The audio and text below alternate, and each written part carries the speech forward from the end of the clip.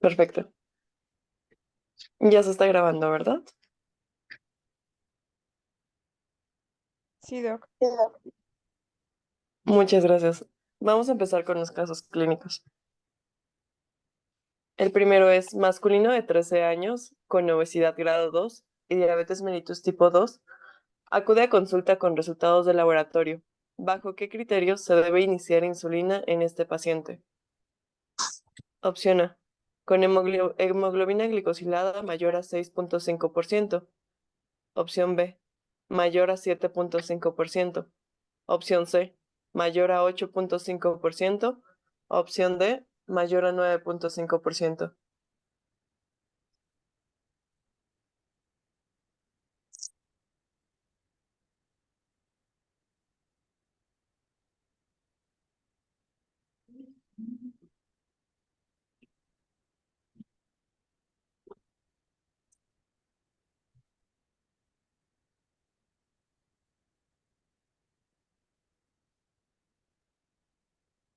Ok, veamos la respuesta.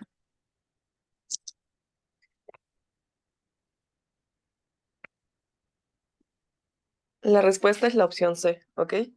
En pacientes con diabetes mellitus tipo 2, la insulina se va a iniciar en los niños que presenten una hemoglobina glicosilada mayor a 8,5%. Segundo caso.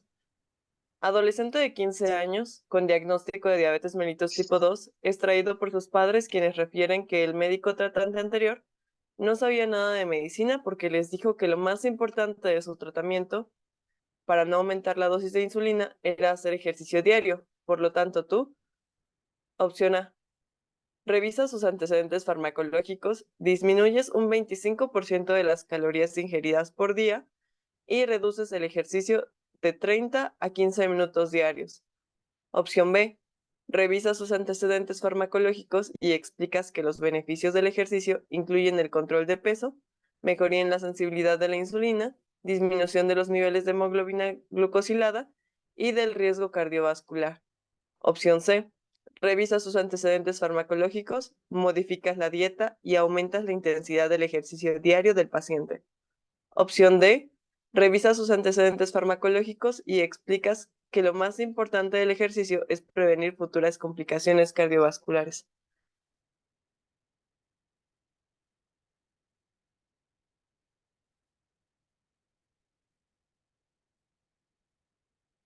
Vamos a esperar unos segundos más antes de dar la respuesta.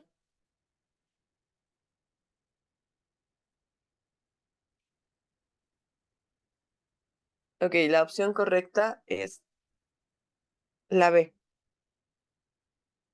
Los beneficios del ejercicio incluyen el control de peso, mejoría de la sensibilidad de la insulina, disminución de los niveles de hemoglobina glucosilada y del riesgo cardiovascular. Caso clínico número 3. Acude a consulta femenina de 7 años, hija de padre con diabetes mellitus tipo 1, con cuadro de astenia y adinamia, polidipsia, polifagia. Los padres refieren que ha bajado de peso muy rápido y que últimamente ha estado mojando la cama por las noches, cuando ella ya controlaba esfínteres. Se solicitan los laboratorios para confirmar diagnóstico de diabetes mellitus tipo 1. ¿Cuál es la meta de glucemia para esta paciente? Opción A, 90 a 130 miligramos sobre decilitro antes de los alimentos, 90 a 150 miligramos sobre decilitros a la hora de dormir y durante la noche. Opción B, de 90 a 126 miligramos sobre decilitro antes de los alimentos, de 90 a 150 miligramos sobre decilitro a la hora de dormir y durante la noche.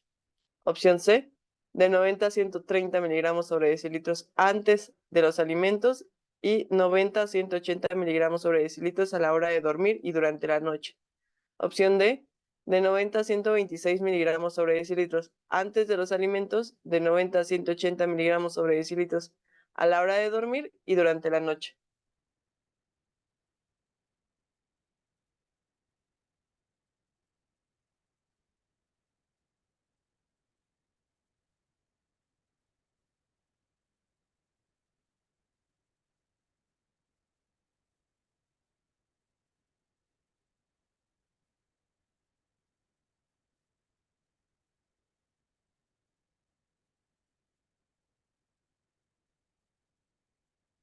Ok, la respuesta es la opción A.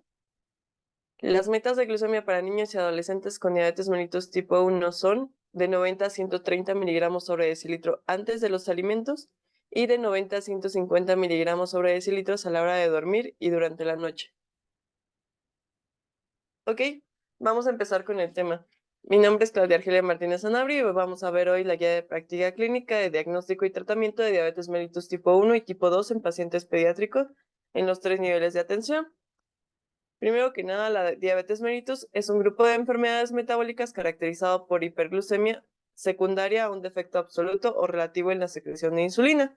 Esta puede verse acompañada con afectación microvascular y macrovascular que puede afectar diferentes órganos como son los ojos, los riñones, nervios, corazón y vasos sanguíneos. Vamos a clasificarla de esta manera. Diabetes mellitus tipo 1, que puede ser A o autoinmune con anticuerpos positivos, que puede ser también B o idiopática, donde va a haber ausencia de anticuerpos positivos. Como diabetes mellitus tipo 2, es donde va a haber un defecto de la secreción y resistencia a la insulina. Diabetes mellitus gestacional, donde el diagnóstico se va a dar en el segundo o tercer trimestre de embarazo.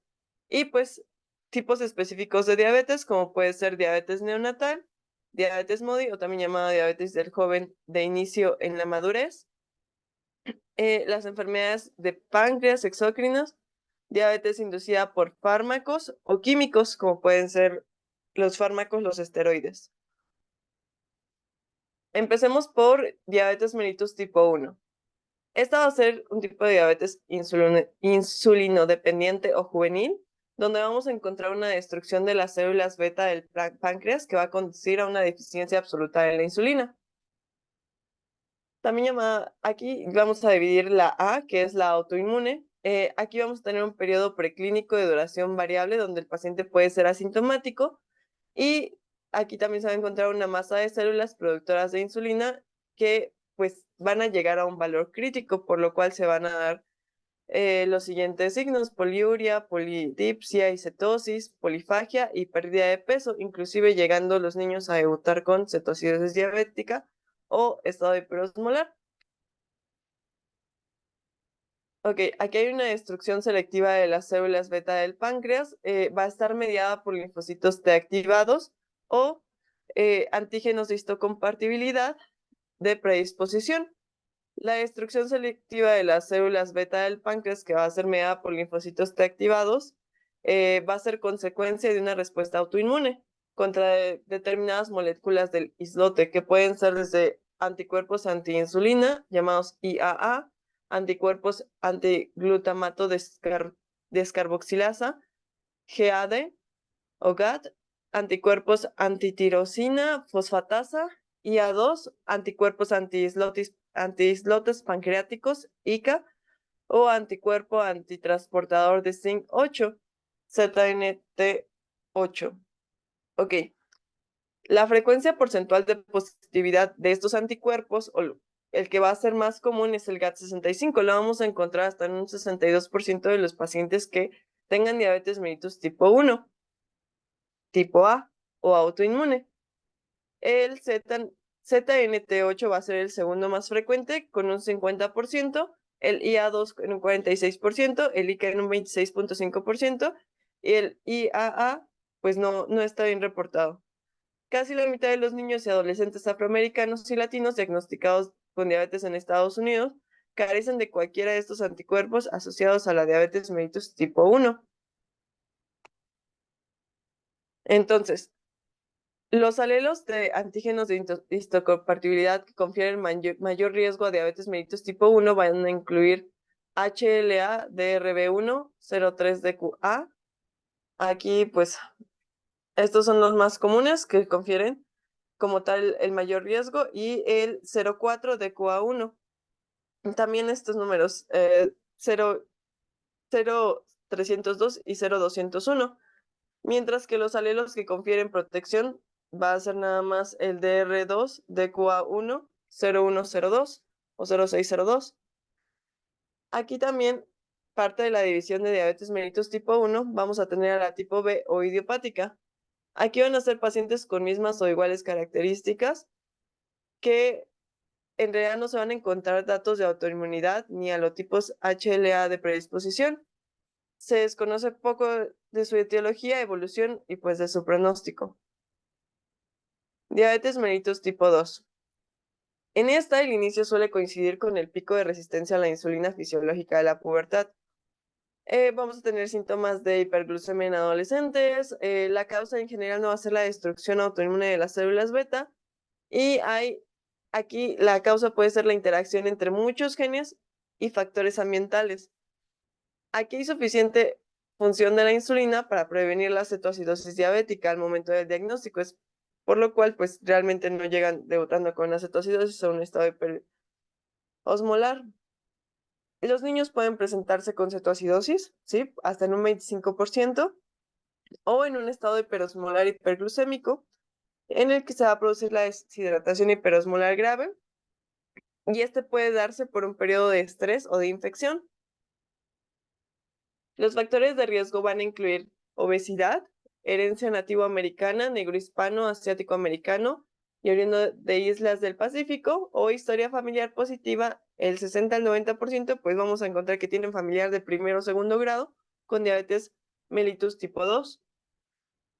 Otros trastornos metabólicos asociados con resistencia a la insulina puede ser la dislipidemia, que conduce a aterosclerosis. De hecho, la aterosclerosis puede comenzar desde la infancia y en la adolescencia.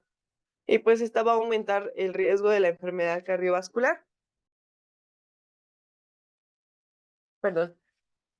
También pueden verse afectados por otros trastornos metabólicos como la hipertensión, el síndrome de ovario poliquístico, la apnea obstructiva del sueño o la estatosis hepática no alcohólica. Las complicaciones vasculares. Realmente pocas veces son clínicamente evidentes en la infancia, pero las complicaciones pueden incluir la nefropatía diabética, la retinopatía o la neuropatía. Son más comunes entre los niños con diabetes tipo 2 que con los que tienen diabetes tipo 1. La neuropatía es la más común entre los niños que han tenido diabetes durante un periodo largo, hablamos de un periodo mayor a 5 años, y mal control valorado con hemoglobina glicosilada mayor al 10%. También puede ocurrir en niños pequeños que han tenido diabetes durante una breve duración y buen control, o sea, también puede pasar ahí. Complicaciones macrovasculares. Podemos tener desde una enfermedad arterial coronaria, una enfermedad vascular periférica o un accidente cerebrovascular. Algunos datos interesantes que maneja la guía es que a nivel global se considera que para el 2045 van a existir 693 millones de personas que viven con diabetes en México. La prevalencia ha aumentado del 7.5% y se estima que para el 2030 la prevalencia total estará entre el 12 al 18% y para 2050 entre el 14 al 22%. Se estima que 96,000 menores de 15 años desarrollarán diabetes tipo 1 alrededor de todo el mundo, y el 90% de la diabetes infantil y del adolescente pues es tipo 1. La diabetes mellitus tipo 1 representa entre el 5 al 10% de las personas que viven con diabetes. Ahora, vayamos a los criterios diagnósticos para diabetes mellitus tipo 1 y diabetes mellitus tipo 2. El 25% de los niños y adolescentes presentan al momento del diagnóstico de diabetes mellitus tipo 1 cetoacidosis y clínica de polidipsia, poliuria, pérdida de peso, y el porcentaje de niños menores de 4 años puede llegar a ser mayor. Los niños en riesgo de diabetes mellitus tipo 2 incluyen a aquellos que tengan sobrepeso, es decir, un índice de masa corporal por arriba del percentil 85 para la edad y el sexo o peso para la altura mayor al percentil 85, y que tienen dos de los siguientes elementos: antecedentes familiares de diabetes mellitus tipo 2, que sean americano nativo, negro hispano, asiático americano y oriundo de las islas del Pacífico, que tengan signos de resistencia a la insulina, como puede ser acantosis nigricans, hipertensión, dislipidemia, síndrome de ovario poliquístico o peso al nacer pequeño para la edad gestacional, y pues diabetes gestacional o antecedentes maternos de diabetes. ¿Qué más? Los criterios más recomendados para el diagnóstico son la glucosa plasmática en ayuno, repetida en días distintos para confirmar el diagnóstico de diabetes, la glucosa plasmática posterior a una carga oral de glucosa. Ahora, hablando de la curva de tolerancia oral a la glucosa, aquí se va a administrar a través de vía oral 1.75 gramos de glucosa por kilo de peso corporal. Aquí vamos a llegar a un máximo de 35 gramos de glucosa, seguidos en mediciones de glucosa e insulina a las 0, a la 1 y a las 2 horas. Entonces, se debe considerar intolerancia a la glucosa cuando exista un estado metabólico intermedio entre la normalidad de la glucosa y la diabetes en dos formas. Por ejemplo, concentraciones plasmáticas de glucosa en ayuno mayores a 100 miligramos sobre decilitro y menores a 126 miligramos sobre decilitro. Concentraciones plasmáticas de glucosa mayores o iguales a 140 miligramos sobre decilitro y menores a 200 miligramos sobre decilitro después de 2 horas después de la curva de tolerancia oral a la glucosa. ¿Cómo vamos a dar el diagnóstico? Con una concentración de glucosa plasmática en ayuno después de 8 horas o más horas de ayuno mayor a 126 miligramos sobre decilitro. Una concentración plasmática de glucosa mayor o igual a 200 miligramos sobre decilitro 2 horas después de la ingesta de 1.75 gramos por kilogramo de peso. Ya dijimos que el máximo es de 75 gramos. En una carga oral de glucosa por la mañana después de ayuno nocturno de al menos 8 horas. En caso de que haya síntomas de hiperglucemia, como puede ser polidipsia, poliuria o polifagia, y una concentración plasmática aleatoria, casual con o sin ayuno mayor a 200 miligramos sobre decilitro. Los niveles de hemoglobina glicosilada mayores o iguales a 6.5%.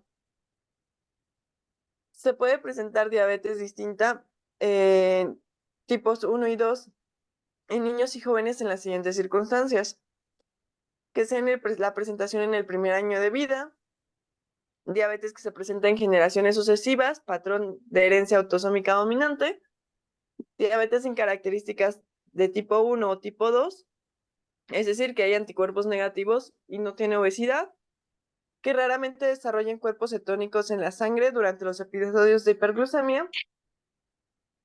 hiperglucemia leve o estable de 100 a 150 miligramos sobre decilitro, una hemoglobina glicosilada de 5.6 a 7.6, especialmente en pacientes sin obesidad, y que presenten características asociadas tales como atrofia óptica, retinitis pigmentosa, sordera o algún otro síndrome o enfermedad sistémica.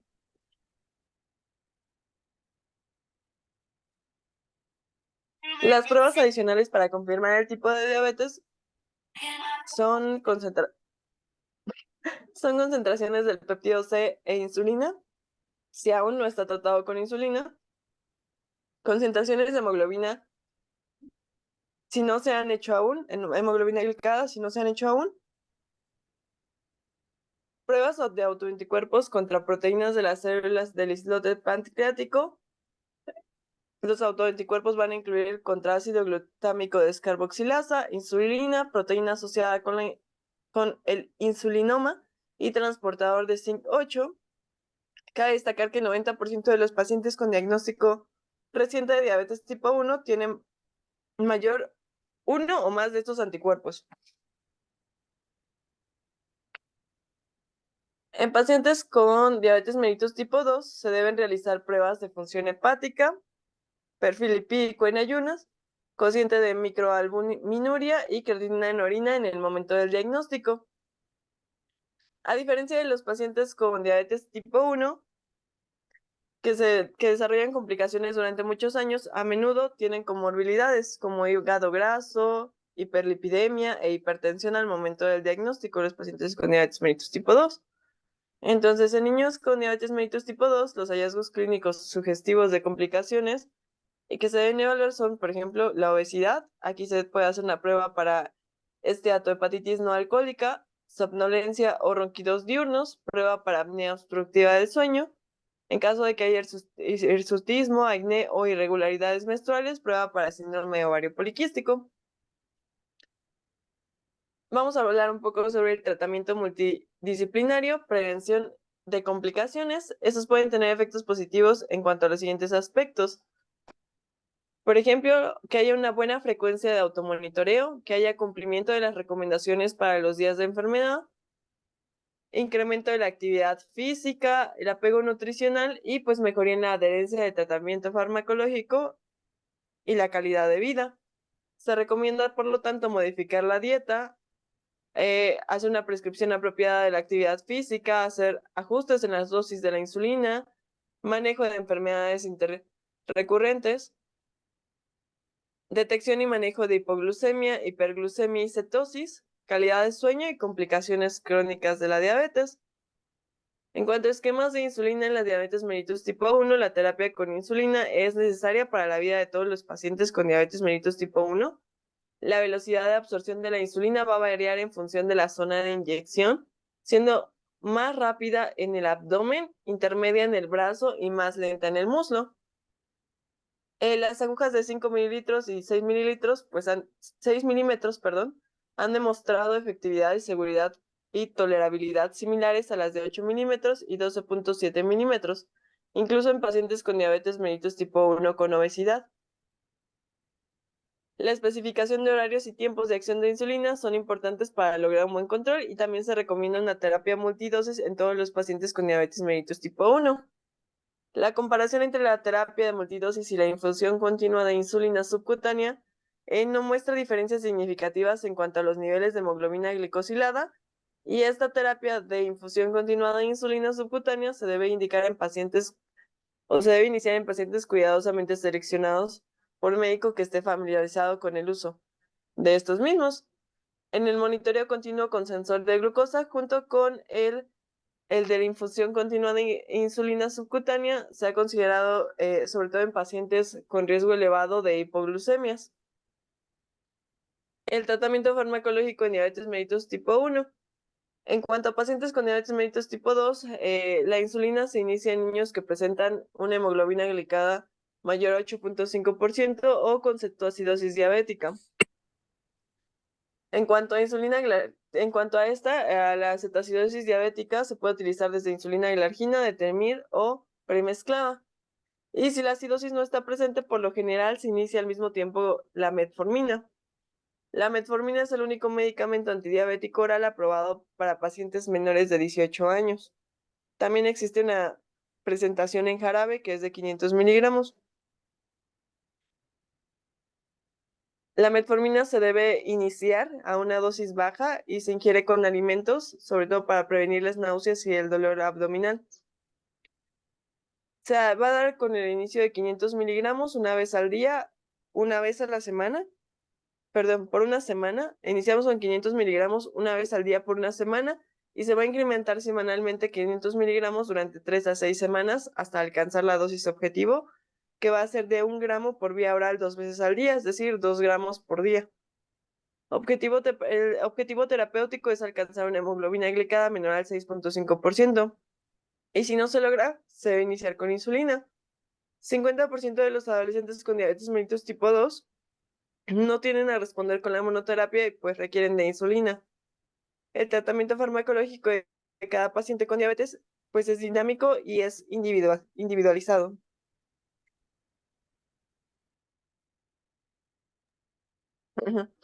El tratamiento farmacológico en diabetes mellitus tipo 1. Hay varias tablas que son bastante interesantes en la guía de práctica clínica, que nos habla de tipo de insulina, que puede ser las de acción ultra rápida, de acción intermedia o de larga duración. Y aquí ya las va dividiendo en Aspar, en Lispro, la regular, la NPH, la Glargina y la Detemir. Aquí nos explica sus nombres comerciales, el inicio de la acción junto con su pico de acción y pues cuándo aplicarla. Por ejemplo, Aspart o Lispro se va a aplicar inmediatamente antes de los alimentos. La de acción rápida regular, que puede ser Insumar, puede ser 30 minutos antes de los alimentos. La NPH puede ser 30 minutos antes del alimento también. Y la Glargina y Detemir 1 o 2 veces por día. En cuanto al almacenaje de insulina, la insulina pues debe almacenarse en un refrigerador a una temperatura entre 4 a 8 grados centígrados. La insulina nunca debe congelarse. Esta debe evitar la luz solar directa o el calor extremo, si no, pues se dañaría como tal la insulina. Y si la insulina llegara a cambiar de apariencia que se viera precipitada o de mayor espesor, o hubiera un cambio en la coloración, no debe utilizarse. Después de su primer uso, un vial de insulina debe ser desechado después de 3 meses si se ha mantenido entre 2 a 8 grados centígrados o posterior a 4 semanas si se mantiene a temperatura ambiente. Ahora, ¿dónde y por qué se debe poner este tipo de insulina? NPH, lenta o ultralenta, se debe poner en muslo o nalga. Es de acción más larga y estable. La insulina de acción rápida en abdomen. ¿Por qué? Porque es de acción más rápida. Combinación de insulina regular y NPH se debe dar en abdomen porque hay mayor importancia para la acción de la insulina regular. El sitio de inyección recomendada y la técnica de pellizco. Esas son las áreas donde podemos inyectar como tal la glucosa e igual se debe tener un control en el paciente de verificar los sitios, o sea, cuando venga a consulta, verificar los sitios de inyección de la misma, ya que estos deben cambiar constantemente, no deben ser en el mismo lugar. De hecho, en algunos casos se considera hasta el reloj para ir poniendo cada una de las inyecciones. La terapia nutricional, el realizar el conteo de carbohidratos en la dieta, al realizar este conteo de carbohidratos en la dieta, pues se observa una mejoría en hemoglobina glicada. Se reportan beneficios al realizar el ajuste de la dosis de insulina y la ingesta planificada de hidratos de carbono durante el seguimiento a un año. Y un estudio reporta que hay mejoría en los niveles de glucemia en pacientes que combinaron tanto el conteo de carbohidratos con el consumo de alimentos. Esto dio un índice glucémico bajo. Se observa que la grasa de la dieta comprende de entre un 20 a un 35% de la ingesta energética diaria total, distribuida de la siguiente forma: 10% en grasas saturadas y grasas trans, 10% en grasa poliinsaturada y 10% en grasa monoinsaturada. Perdón que les ponga tantos porcentajes, pero es que luego es lo que viene en el examen o en los simuladores. Las dietas bajas de carbohidratos con aportes menores de 50 gramos de carbohidratos por día, es decir, que hay 13% de la energía diaria para un adulto promedio, o 110 gramos, que sería el doble por día, donde hay 33% de la energía diaria, parece ser segura en pacientes con diabetes mellitus tipo 2. El consumo adecuado y constante de carbohidratos permite mejores ajustes en la dosis de insulina preprandial, utilizando una mejor dosis de insulina. En cuanto a verduras que pueden ser de consumo libre, en los pequeños puede ser desde apio, berenjena, brócoli, chayote, cilantro, ejotes, flor de calabaza, selgas, berros, calabacitas, chile, col, pepino, rábanos, espinacas, hongo, lechuga, jitomate, nopales, pimiento y tomates. En la idea de práctica clínica vienen más tablas con alimentos y bueno, el contenido de carbohidratos de cada uno de los alimentos.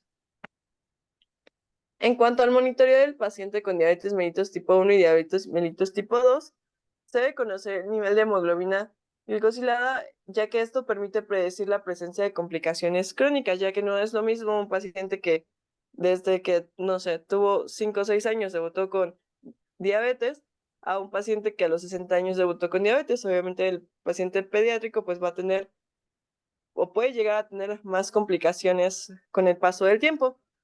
Puede predecir el nivel de hemoglobina glicosilada dependiendo la frecuencia con las que esto se realice, el monitoreo o automonitoreo.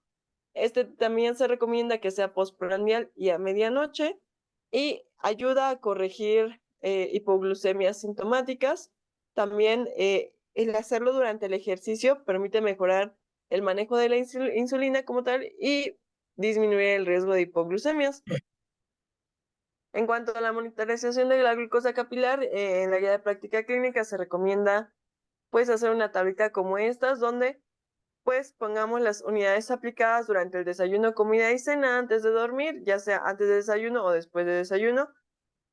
Y aquí, bueno, aquí las unidades y aquí en cuanto se monitorizó la glucosa en comida y cena y a las 3 a.m. y observaciones de cada uno para llevar un adecuado control. También se da tratamiento con ejercicio físico. El control de peso ayuda notablemente a la mejoría en la sensibilidad de la insulina, en la disminución de los niveles de hemoglobina glucosilada y del riesgo cardiovascular. De hecho, en preescolares se indica ejercicio hasta alcanzar al menos unos 60 minutos de actividad al día de cualquier intensidad. En escolares y adolescentes se debe incluir al menos 60 minutos de actividad física moderada o vigorosa y se recomienda incluir ejercicio aeróbico, al menos unos 30 minutos, donde haya ejercicios de fortalecimiento muscular y óseo 3 veces por semana. También se recomienda terapia psicológica en diabetes mellitus, desde entrevistas motivacionales, perdón. Esto ayuda también a mejorar habilidades para ajustar sus metas y una terapia de comportamiento cognitivo. Han mostrado mejorías discretas en el control glucémico a corto y a mediano plazo, ya que disminuyen la angustia emocional y niveles de hemoglobina glicosilada, que se han asociado estos niveles altos a complicaciones sociales y de comportamiento con descontrol glucémico en adolescentes, y llega a tener efectos positivos en la adherencia al régimen o tratamiento, control glucémico y calidad de vida. Ahora, ¿cuáles son los objetivos del tratamiento? Mantener el control de glucosa, tratando de alcanzar valor tan cerca de lo normal como sea posible, evitando así las hipoglucemias severas y las complicaciones crónicas acompañadas de la hiperglucemia. Para los jóvenes con diabetes mellitus tipo 1, las metas de glucemia deseadas son antes de los alimentos de 72 a 126 miligramos sobre decilitro, después de los alimentos de 90 a 180 miligramos sobre decilitro, a la hora de dormir de 108 a 180 miligramos sobre decilitro, y a las 3 a.m. de 90 a 140 miligramos sobre decilitro. Las metas glucémicas pueden ser mayores para los lactantes y niños pequeños antes de las comidas de 90 a 180 miligramos sobre decilitro, después de las comidas de 108 a 198 miligramos sobre decilitro, y a la hora de dormir de 108 a 216 miligramos sobre decilitro. Y las metas de glucemia para niños y adolescentes con diabetes mellitus tipo 1 son de 90 a 130 miligramos sobre decilitro antes de los alimentos y de 90 a 150 miligramos sobre decilitro a la hora de dormir y durante la noche. Ahora vamos a pasar con los esquemas. Ay, perdón. No. Denme un minuto. No sé qué pasó. Listo. Ahora, ¿cómo vamos a diagnosticar? ¿Nuestro paciente es obeso? Sí, bueno, se va a pedir péptido C e insulina en ayunas. En caso de que este salga alto, nosotros podemos confirmar un diagnóstico de diabetes mellitus tipo 2. En caso de que salga bajo, nosotros tenemos que indagar un poco más. ¿Existen anticuerpos o hay anticuerpos que hayan salido positivos? Sí, entonces lo vamos a encasillar como diabetes mellitus tipo 1. En caso de que no, lo vamos a dejar como idiopático tipo 1. Ahora, en caso de que no sea obeso, ¿tenemos anticuerpos positivos? No. Ok, vamos a medir el péptido C e insulina en ayunas. Este puede ser bajo. En caso de que sea bajo, pues sospechamos de una tipo MODY. Y en caso de que sea alto, sospechamos de una diabetes mellitus tipo 2. Si los anticuerpos salieron positivos, vamos a hablar de una diabetes mellitus tipo 1. En cuanto, igual, diagnóstico. En caso de que nosotros tengamos una hemoglobina glicosilada, diagnóstico y tratamiento, perdón, en este caso sería el tratamiento. En caso de que nosotros tengamos una hemoglobina glicosilada menor de 8.5%, se va a iniciar con metformina de 500 miligramos a 2.000 miligramos por día. Recordemos que la primera semana empezamos con 500 miligramos una vez al día y posteriormente vamos subiendo la dosis hasta llegar a 2.000 miligramos por día. En caso de que nuestro paciente haya llegado debutando con cetoacidosis diabética o estado hiperosmolar, se tiene que hacer el manejo de la cetoacidosis diabética y estado hiperosmolar con insulina IV. Y en caso de anticuerpos pancreáticos negativos, pues se inicia o se continúa con metformina. En caso de una hemoglobina glicosilada mayor a 8.5%, se va a iniciar con insulina basal de 0.25 a 0.5 unidades kilogramo día y con metformina de 500 miligramos a 2.000 miligramos por día. Ahora, si nosotros tenemos a nuestro paciente poliuria, polidipsia, baja de peso, nosotros nos preguntamos si nuestra glucosa es mayor o igual a 126 miligramos sobre decilitro con 8 horas de ayuno. En caso de que no lo sea, los niveles de glucosa con 8 horas de ayuno son menores o iguales a 99 miligramos sobre decilitro, los consideramos normales. En caso de que sean mayores a 100 miligramos sobre decilitro y menores o iguales a 126 miligramos sobre decilitro, se va a hacer la curva de tolerancia oral a la glucosa. La glucemia a las 2 horas es de entre 140 a 199 miligramos sobre decilitro. Encontramos una intolerancia a la glucosa. En caso de que sean pues mayores a 200 miligramos sobre decilitro, igual se encuentra como tal el diagnóstico de diabetes, y en caso de que la glucosa sea mayor a 126 miligramos sobre decilitros con 8 horas de ayuno, también diagnóstico de diabetes mellitus. En este caso, les dejé esta tabla que se encuentra en la guía de práctica clínica, donde menciona la guía de manejo para los días de enfermedad, que va a ser la glucosa en sangre menor de 72. Se va a preguntar si hay cetonas en sangre u orina, la dosis que se recomienda, ya sea desde reducción o aumento de insulina, o se puede dar desde 5% mayor a la dosis de insulina, o bien los tiempos de revaloración de glucosas capilares, dependiendo de la severidad del cuadro del paciente, junto con la ingesta de líquidos, desde que no pueda tomar líquidos azucarados hasta proporcionarle líquidos azucarados.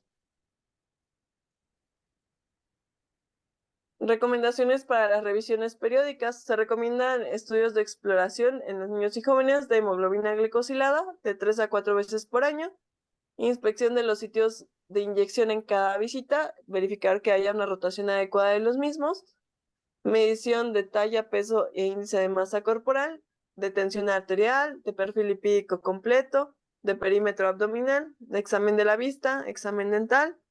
En caso de que haya nefropatía, se recomienda en forma anual la medición de albúmina, creatinina en una muestra de la primera hora de la mañana, a partir de los 5 años de la evolución de la enfermedad.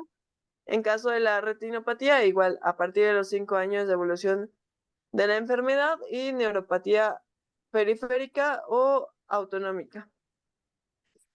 Y microalbuminuria.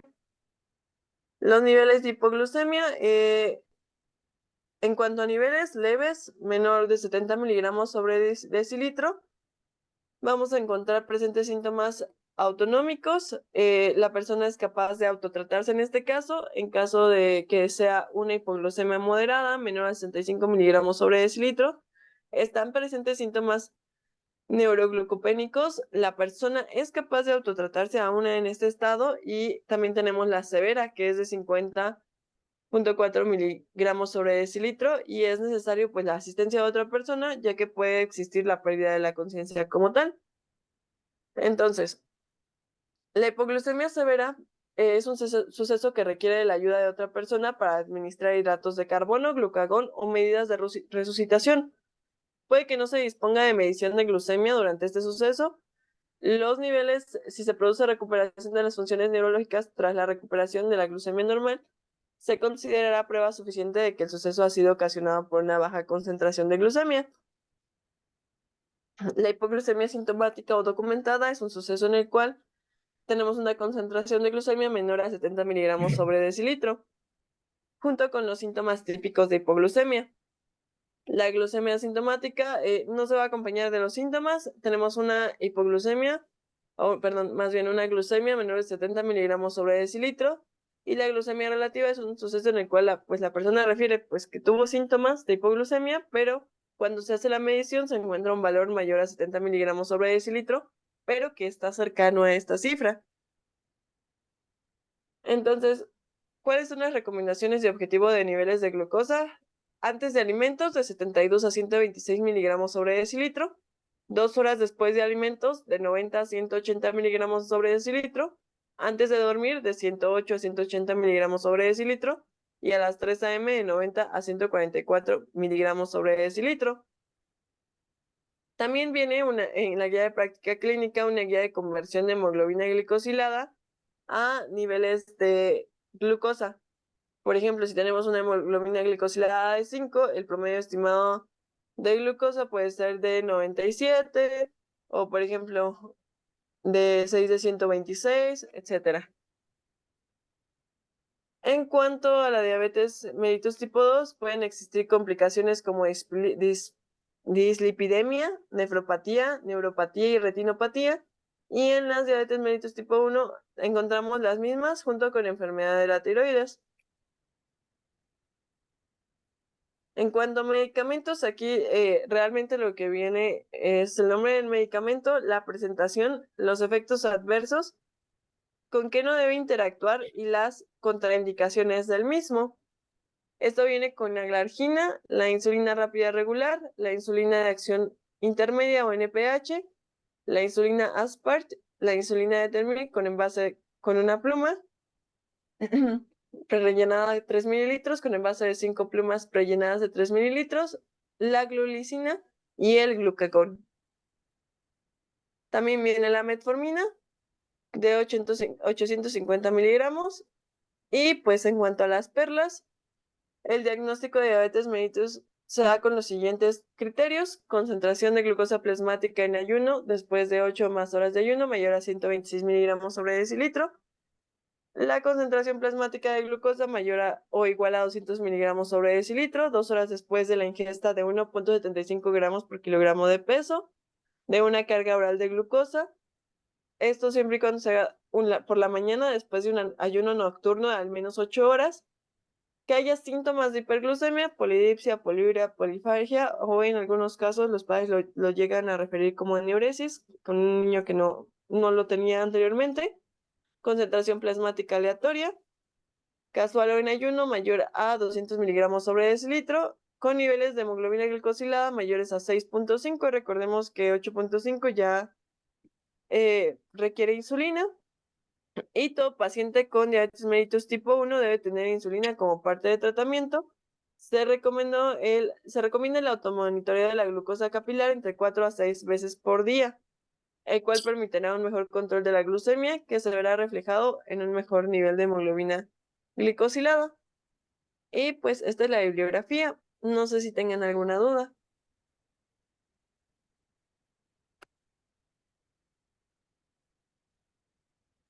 Gracias, doctora. No, doctora, muchas gracias. Gracias, doctora. Gracias a Gracias, ustedes. doctora. Perfecto. Ahora, ¿a quién le paso el control? Pare de grabar, doctora. Por favor.